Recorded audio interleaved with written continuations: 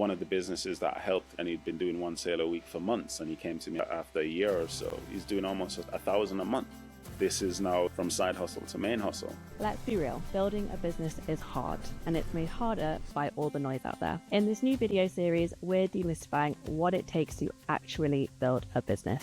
We'll be hearing from mentors and founders in our community to hear what gets real results, what doesn't work, and everything in between. Let's dive in. Ian, welcome to the show.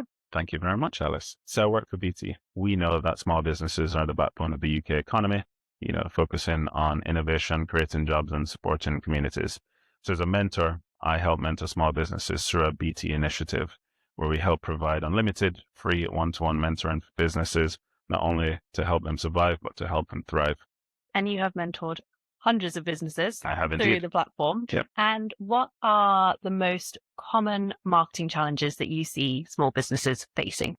For me, because again, as you said, I've helped quite a few businesses. If I was to put them in a Venn diagram, the middle would definitely be businesses being or feeling overwhelmed with the amount of information out there, not knowing where to start.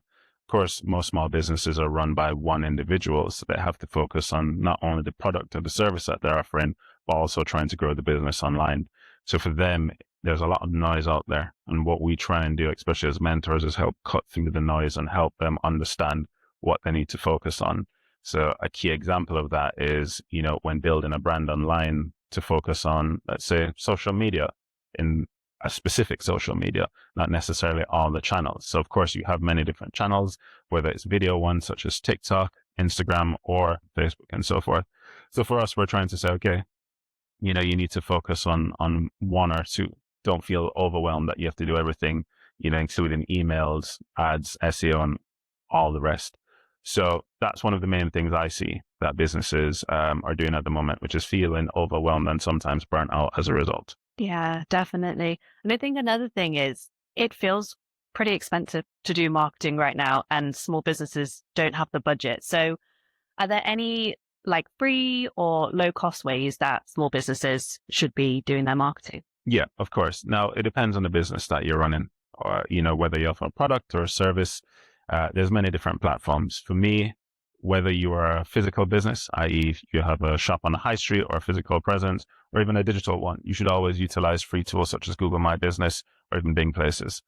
It is using these platforms because they are free to highlight your business. It's definitely going to help with visibility. It's going to help with brand awareness. It's going to help with trust. And the best part is if you do have a website, it also helps with the SEO ranking because it helps show to the search engines that you are a real business. You've been verified as a real business. So you have a website and you have this local listing as well. Yeah, that's an amazing tip. And of all the businesses that you've mentored, when we hear that something is free, we kind of think, does it actually work? But with the businesses that you've mentored, have you seen real results from the free tools that you just mentioned? Yeah. So of course, from a local SEO perspective, because it's free, you do see an uplift. And I remember there was one business which was doing paid adverts, for example, and they had not yet gone into having their business on Google My Business, for example. They didn't set up a page. So after we created a page and a few months had gone by, they'd stopped doing all paid advertising. The reason why is because they'd seen enough traffic through their Google My Business page highlighting the service and where they were located. Now, they were very lucky for where they were located. There wasn't a lot of businesses in the area doing what they did. So therefore, they were able to drive more traffic to them, and therefore they didn't need to do any more paid advertising because everything was coming through the local SEO searches, which was great. There's been other tools that I actually ask people to use, low-cost ones, such as advertising on Meta. That is across Facebook and Instagram. Main reason why is because the minimum spend is £5 a day. And if you were to do some quick math, the average month you could spend about £150. Now, that may sound like a lot to some businesses, but because there's so many competitors in the market, especially from an organic perspective, where businesses are putting out posts, putting out content, sometimes you just need to be ahead of the curve a little bit. And yes, you will have to pay, but depending on how consistent you are, what your messaging is, and where you're leading people to, a lot of the time paid advertising does work. So spending £5 a day to even get like a £10 return will be worth it. Yeah. And it's really nice to have like your free option, but then like you say, the low cost option, because there's something for everyone there. If you were to give 2 pieces of advice to founders who are just getting started with their marketing and working with low or no budget, what would those pieces of advice be?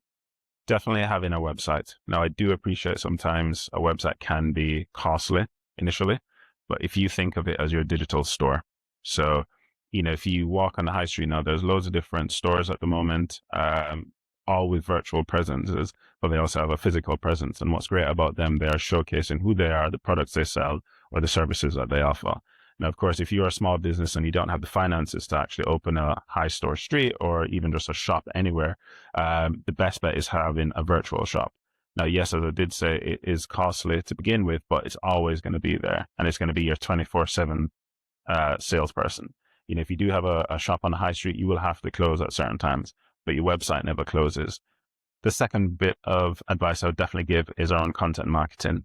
Now, of course, most people follow your content to be either entertained or educated. There's other reasons why people would follow you, but as a business, those are 2 of the main ones. So for me, if you're a business, being able to educate people on why they should choose your service or your product is key. Some people may be shopping around or looking at different competitors in the market. So how do you stand out? And having the content online of why you created the business and the reason why they should choose you, I always think it's important to display it on your website, especially from what we class as social proofing in the industry. Again, you are giving that gravitas to your website. You're showing people, okay, we're not just a website. Here's our social media following. And then here's the content that we post on there, especially highlighting that, people buy from you.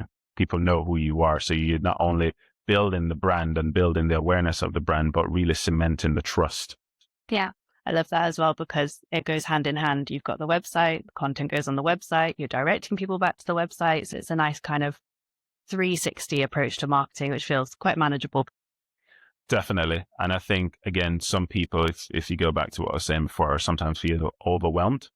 So again, there is no key, okay, you need to be posting 3 times a day when it comes to content marketing or creating content. What's great about if you are a product-based company and you're shipping something out or sending it out for delivery, again, you can just create content around, okay, this is what I put into the boxes that I send out, or this is how I've created the products. So again, people have an understanding of, okay, this is not just a run-of-the-mill type product.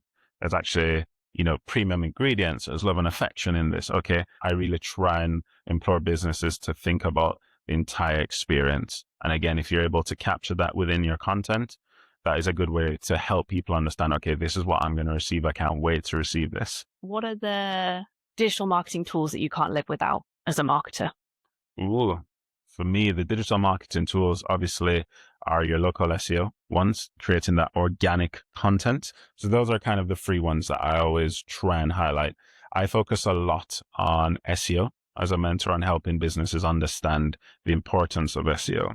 So some other free tools probably are the Google Suite ones, whether it's Google Keyword Planner, where you can get an idea of the keywords that people are searching for, what the competition is like, search volume, and so forth. So you can have those on your website. You can also use Google Analytics, which can help you understand how people are looking at your website, how many people are coming, what pages they're going to, and how long they spend on your website. There's another one focusing on social media. Again, video is what is the hot topic nowadays. Of course, it depends. When you're watching this, it may be something else, but video at the moment is key. So being on certain platforms like TikTok and Instagram, especially from a video perspective, is very important. And again, those are free. So utilize them as much as you can. Thank you so much to today's guests for sharing their insights on how to grow a business. To access free business support and one-to-one mentoring, visit the link on screen.